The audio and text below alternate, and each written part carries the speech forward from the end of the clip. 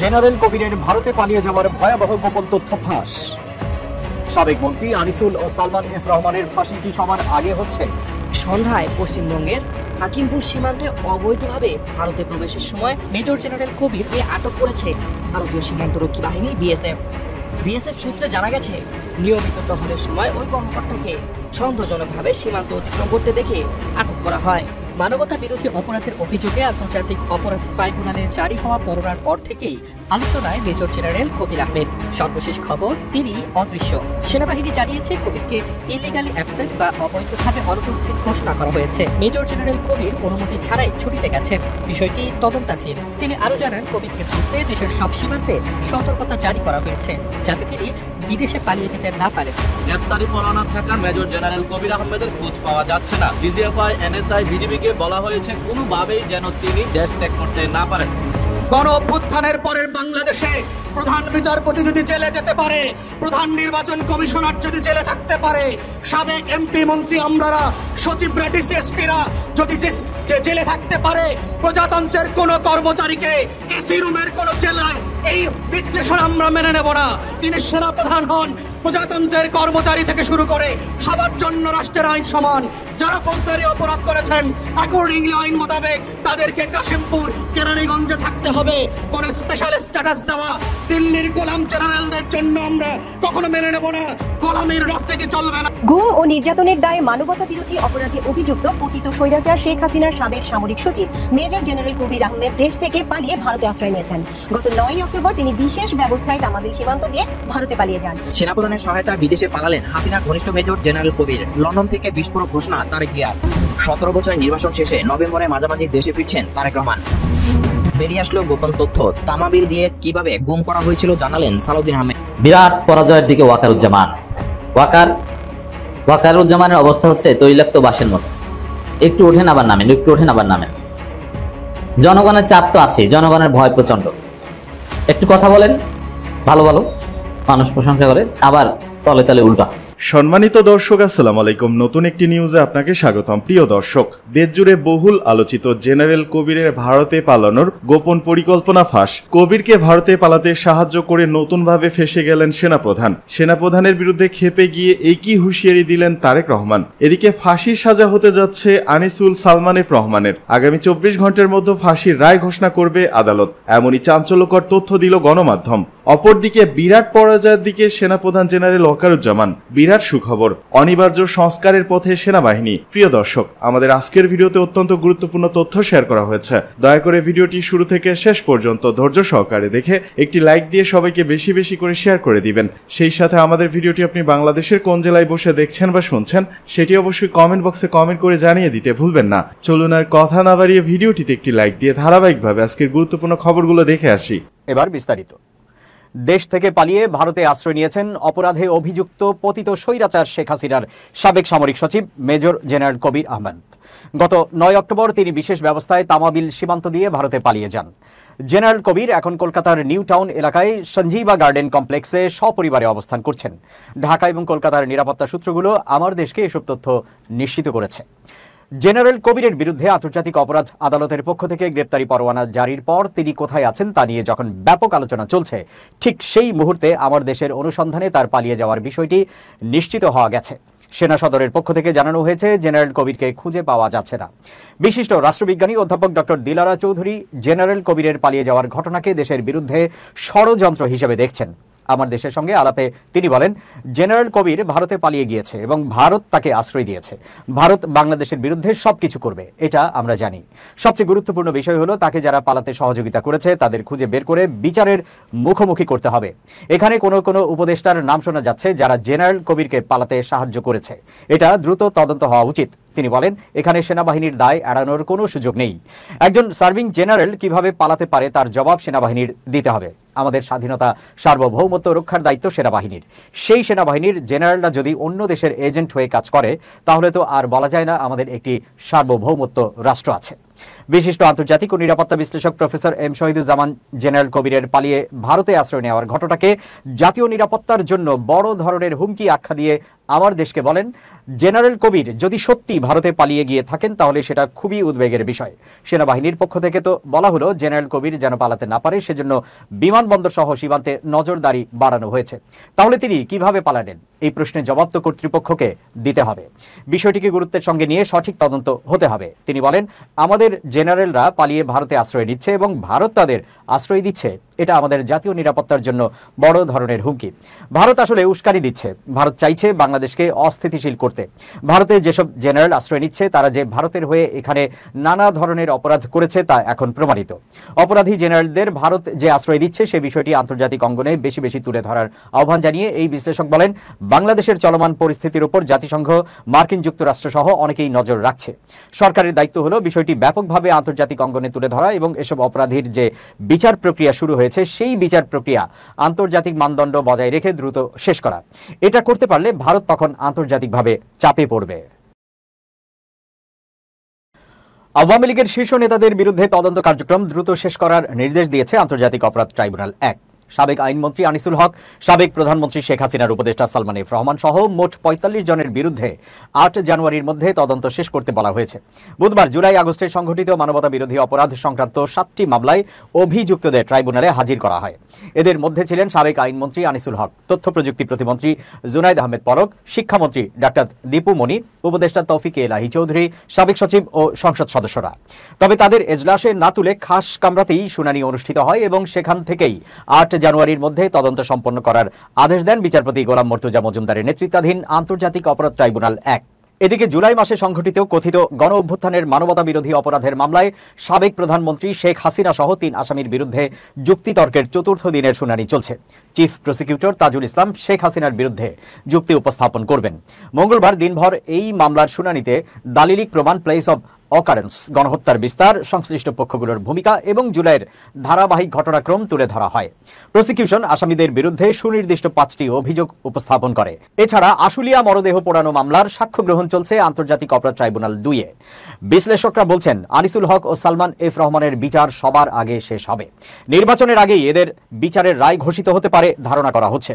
Prosecution team আশা করছে আওয়ামী লীগের এই 2 নেতার ফাঁসির আদেশ হতে পারে। বাংলাদেশটা কি কারো বাপদাদার কাছে বেঁচে দিয়েছি? স্বরাষ্ট্র উপদেষ্টাকে বলছি, তিনি সেনা প্রধান হন, প্রজাতন্ত্রের কর্মচারী থেকে শুরু করে সবার জন্য রাষ্ট্রের আইন সমান। যারা ফৌজদারি অপরাধ করেছেন অ্যাকর্ডিংলি আইন মোতাবেক তাদেরকে কাশিমপুর, কেরানীগঞ্জে থাকতে হবে। কোন স্পেশাল স্ট্যাটাস দেওয়া দিল্লির গোলাম জেনারেলদের জন্য আমরা কখনো মেনে নেব না। গোলামির রাজনীতি চলবে না। বাংলাদেশের আইন যদি সবার জন্য সমান হয়, রিক্সাওয়ালাকে কেন তার বাড়িতে থাকতে দেওয়া হয় না জেল হিসাবে? কেন টং দোকানদারকে থাকতে দেওয়া হবে না? কেন অন্যদেরকে থাকতে দেওয়া হবে না যার খুশি মতো? এইভাবে রাষ্ট্র চলবে না। গণ অভ্যুত্থানের পরের বাংলাদেশে প্রধান বিচারপতি যদি জেলে যেতে পারে, প্রধান নির্বাচন কমিশনার যদি জেলে থাকতে পারে, সাবেক এমপি মন্ত্রী আমলারা, সচিবরা, ডিসিএসপিরা যদি জেলে থাকতে পারে, প্রজাতন্ত্রের কোন কর্মচারীকে এসি রুমের কোন জেলার এই নির্দেশনা আমরা মেনে নেব না। আমাদের বক্তব্য খুব পরিষ্কার। যারা অন্যায় করেছেন, যে ফৌজের মেম্বার হন, তিনি পুলিশের আইজি হন, তিনি র্যাবের ডিজি হন, তিনি সেনা প্রধান হন, প্রজাতন্ত্রের কর্মচারী থেকে শুরু করে সবার জন্য রাষ্ট্রের আইন সমান। যারা ফৌজদারি অপরাধ করেছেন অ্যাকর্ডিংলি আইন মোতাবেক তাদেরকে কাশিমপুর, কেরানীগঞ্জে থাকতে হবে। কোন স্পেশাল স্ট্যাটাস দেওয়া দিল্লির গোলাম জেনারেলদের জন্য আমরা কখনো মেনে নেব না। অতএব এই লড়াই নতুন বাংলাদেশের লড়াই। আইন সবার জন্য সমান, এটা প্রতিষ্ঠা করবার লড়াই। এবং আমরা চিফ প্রসিকিউটর থেকে শুরু করে স্বরাষ্ট্র উপদেষ্টাকে বলছি, গোলামের রাজনীতি চলবে না। বাংলাদেশের আইন যদি সবার জন্য সমান হয়, রিক্সাওয়ালাকে কেন তার বাড়িতে থাকতে দেওয়া হয় না জেল হিসাবে? কেন টং দোকানদারকে থাকতে দেওয়া হবে না? কেন অন্যদেরকে থাকতে দেওয়া হবে না যার খুশি মতো? এইভাবে রাষ্ট্র চলবে না। প্রিয় এলাকাবাসী, আপনারা দেখতে পাচ্ছেন গত কয়েকদিন আগে মাত্র গত বছরের গণহত্যা গুমের দায়ে যেই 25 জন বর্তমান সাবেক সেনা কর্মকর্তাকে জেলে নেবার জন্য চার্জশিট দেওয়া হয়েছে, তারা জেলে যেতে চান না। যদিও তারা গুম খুন করেছেন, যদিও তারা সারা বাংলাদেশে 800 আয়না ঘর বানিয়েছেন, যদিও তারা গত 16 বছরে লক্ষ লক্ষ রাজনৈতিক নেতা কর্মীর আঙ্গুল উপড়ে দিয়েছেন, ট্রেন লাইনের উপরে লাশকে দ্বিখণ্ডিত করে দিয়েছেন, আমার মাদ্রাসার ছাত্র এবং শিক্ষক ভাই বোনদেরকে শুধুমাত্র দাড়ি টুপির কারণে ধরে নিয়ে জঙ্গি বানিয়েছেন। এত এত অপরাধ করবার পরেও ওনারা নিজেদেরকে মাসুম মনে করেন, ওনারা নিজেদেরকে মনে করেন আমাদেরকে এসি রুমে রাখতে হবে। আমরা কি কাশিমপুর আর কেরানীগঞ্জে যেতে চাই না।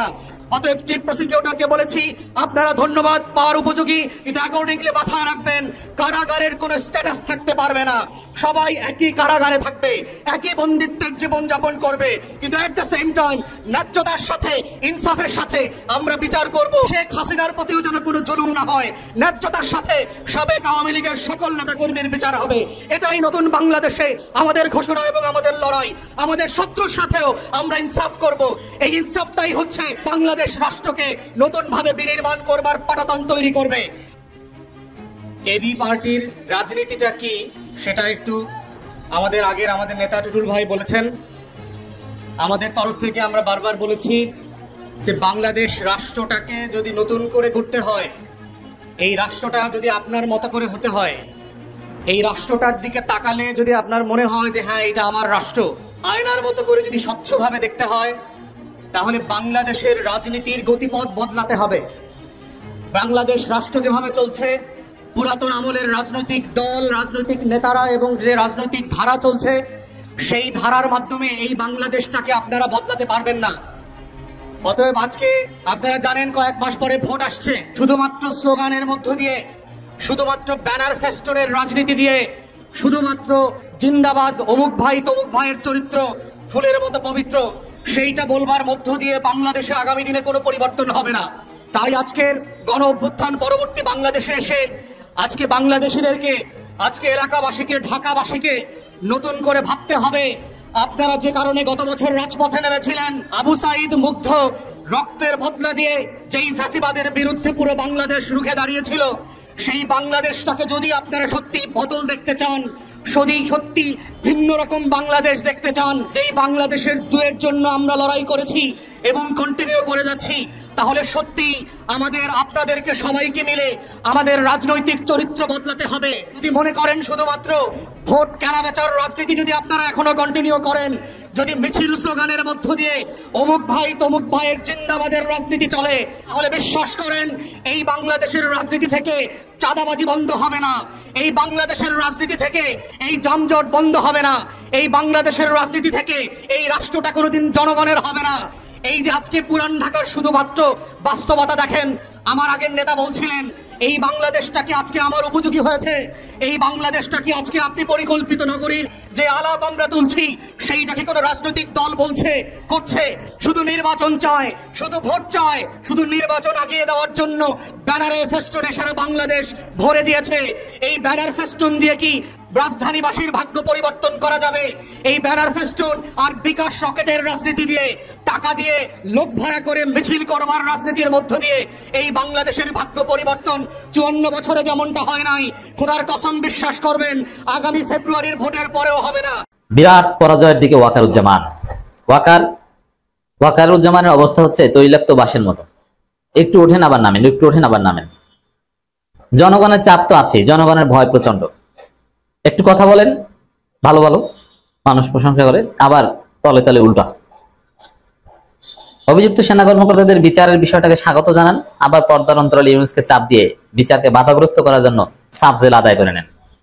সাব জেলের যে কাহিনী, ক্যান্টনমেন্টের ভিতরে একটা বিল্ডিং কে জেল ঘোষণা করে সেখানে রাখবেন, ওটা বিচারকে বাধাগ্রস্ত করা। আপনার ঠিক মতো ট্রাইব্যুনালে তাদেরকে হাজির করবেন না, বলবেন জ্বর হয়েছে, ডায়রিয়া হয়েছে, মাথা ব্যথা। এরকম করে করে আপনার দেখবেন যে ইউনুসের মেয়াদটা যাক, তারপর আবার কিসের বিচার, এরকম ধান্দা আছে আমরা জানি। এগুলো সব ওয়াকারুজ্জামান করছেন। আবার সাবেক সেনা অফিসারদের অনেককে মাঠে নামিয়েছেন, তারা প্রেস কনফারেন্স করেছে, না এই আইসিটিতে তাদের বিচার হওয়াটা উচিত নয়, তাদের বিচার হতে হবে সেনা আইনে, প্রয়োজনে সেনা আইন সংশোধন করতে হবে, কারণ গুমের অপরাধের বিচারের কোনো বিধান সেনা আইনে নাই। এখন অনেকে বলছে যে প্রয়োজনে এটা অ্যামেন্ডমেন্ট করতে হবে, তারপর আইসিটিতে বিচার হওয়াটা ঠিক না, নানান ফন্দি ফিকির করছে। কিন্তু না, ওয়াকার পরাজয়ে বরণ করছে। আমি নিশ্চিত নানান মহল যেভাবে জেগে উঠেছে, টিআইবি সহ সাধারণ জনগণ 22 তারিখের মধ্যে আপনারা দেখতে পাবেন যে অভিযুক্ত সেনা কর্মকর্তারা ওইসব স্পেশাল কোনো বিল্ডিং টিল্ডিং এ থাকতে পারবে না, তাদেরকে কেরানীগঞ্জ কিংবা কাশিমপুর নিয়ে যাওয়ার রায় ট্রাইব্যুনাল দিবে। এই ঘটনা ঘটবে, সেটা হবে ওয়াকারের আরেক পরাজয়, সেই পরাজয়ের দিকে যাচ্ছেন। আর সুখবর হচ্ছে সংস্কার ঠেকানো নানা ষড়যন্ত্র থাকলেও সেনাবাহিনী অনিবার্য সংস্কারের দিকে, সংস্কার ঠেকানো যাবে না। দেখেন এখানে জনগণ সব ফাঁক ফোকর বুঝে গেছে। তো জনগণ যেহেতু চায় সংস্কার হবে, ডিজিএফআই এইভাবে আর থাকতে পারবে না, এটা ভেঙে দিতে হবে অথবা সংস্কার করতে হবে। সরকারের প্রধান উপদেষ্টা অধ্যাপক ইউনূসের প্রেস সচিব শফিকুল আলম তিনি একটা প্রেস কনফারেন্সে বলেছেন, আর কোন সেনা কর্মকর্তাদের গ্রেপ্তারের কিংবা পরোয়ানা জারির পরিকল্পনা নাই। আচ্ছা, এটা যে কতটা ফালতু কথা একটু চিন্তা করেন। পরোয়ানা জারি করার পরিকল্পনা আছে কি নাই, অর্থাৎ পরোয়ানা জারি করবে কি করবে না, এটা কে জানে? এটা প্রথম বলতে পারে chief prosecutor advocate Tajul Islam, যে তারা তদন্ত করছে কিনা। আর আমরা যেটা জানি এখনো 2টা মামলা পাইপলাইনে। আর গ্রেপ্তারি পরোয়ানা জারি হবে কি হবে না এটা তাজুল ইসলাম বলতে পারে না। তাজুল ইসলাম তদন্তের সম্পর্কে বলতে পারে, চার্জশিট দাখিল করা হবে কিনা এইটা বলতে পারে। আর সে চার্জশিট আমলে নিয়ে গ্রেপ্তারি পরোয়ানা জারি করা হবে কিনা আর কোনো সেনা কর্মকর্তার বিরুদ্ধে, এটা বলতে পারে শুধুমাত্র বিচারকরা, এবং তাও তারা আগে বলতে পারবে না, তারা কাগজপত্র দেখে আইন অনুযায়ী সিদ্ধান্ত দিবে। কথার কথা নয়, নির্বাচন ফেব্রুয়ারিতেই হবে জানালেন প্রধান উপদেষ্টা। ফেব্রুয়ারিতে নির্বাচন হবে বলে আবারও আশ্বস্ত করেছেন প্রধান উপদেষ্টা অধ্যাপক ডক্টর মোহাম্মদ ইউনূস। তিনি বলেন, কথার কথা নয়, ফেব্রুয়ারিতে নির্বাচন হবে। নির্বাচনকে উৎসবমুখর করতে সকল পদক্ষেপ নেবে সরকার। ঐক্যমত্য সনদেরই অংশ এটি। আমরা এই বিষয়ে কোনো কম্প্রোমাইজ করব না। নির্বাচন যেন সুষ্ঠু হয় সেই বিষয়ে সবাইকে এক থাকার আহ্বান জানান তিনি। বুধবার জুলাই সনদের বাস্তবায়ন প্রক্রিয়া নিয়ে রাজনৈতিক দলগুলোর সাথে জাতীয় ঐক্যমত্য কমিশনের জরুরি বৈঠকে তিনি এসব কথা বলেন। রাজনৈতিক দলের প্রতিনিধিদের ধন্যবাদ জানিয়ে প্রধান উপদেষ্টা বলেন, আপনাদের দীর্ঘদিনের আলোচনার ফসল জুলাই সনদ। আপনারা অনেক ভেবেচিন্তে মতামত দিয়ে জুলাই সনদকে একটি চূড়ান্ত পর্যায়ে এনেছেন। এতে আপনারা ইতিহাসের অংশ হয়ে গিয়েছেন। হয়তো প্রক্রিয়ার মধ্যে থাকায় আপনার বিষয়টি অনুধাবন করতে পারছেন না। জুলাই সনদের কপি সবার কাছে পৌঁছে দেওয়া হবে জানিয়ে তিনি বলেন, আমি যতদিন থাকব আপনাদের তৈরি দলিলগুলো সংরক্ষণ এবং প্রচার করব। সবার কাছে আমি কপি পৌঁছে দেব, যাতে আপনারা সবাই দলিলগুলো দেখে অনুধাবন করতে পারেন কি সব বিষয়ে আপনারা একমত হতে পেরেছেন। এটা সঞ্চারণ করতে হবে যাতে সবার কাছে পরিষ্কার ধারণা থাকে। সর্বশেষ জুলাই সনদের যে সিদ্ধান্তগুলো এসেছে দৈনন্দিন এবং রাজনৈতিক জীবনে চর্চার আহ্বান জানান প্রধান উপদেষ্টা।